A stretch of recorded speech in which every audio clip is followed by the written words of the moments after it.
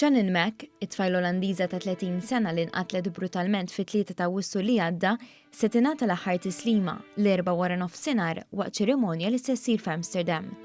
Shannon Mack inqatlet b'daqqiet ta' sikkina mill-eks maħbub tagħha, Jelle Rimpa, żagħżugħ Olandiż ta' 22 sena.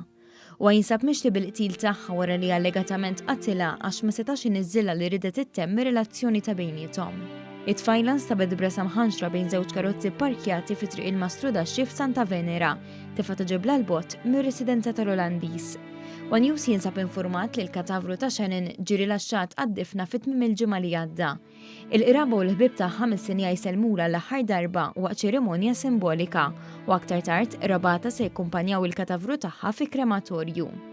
Fl-arsijat, ħbib tal-qraba ta' Shannon appellaw biex il-kelba tagħha Saida flimkien mal-affarijiet personali li kellha fl-appartament fl-Imsida jittieħdu l-Olanda.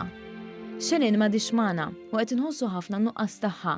Kulħadd kien iħobba, nistgħu nagħmlu xi ħaġa liha.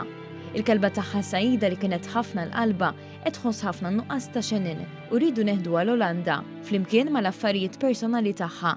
Biex nagħmlu dan għandna bżonn l-għajnuna tagħkom. Kitbu l-ħbib ta' Shannon. Il-qraba tal-vittma se jkunu qed jieħdu ħsieb il-kelba. Intant kienu bosta li laqgħu dan l-appell kif ukoll dak tal-qraba biex iħallu messaġġ dwar il-memorja ta' Shannon. Ħafna minn sħaba jirrakkontaw l-esperjenzi sbieħ li qattaw f'pajjiżna u l-imħabba li tfajla kellha l-Malta li għaliha kienet saret it-tieni dar tagħha.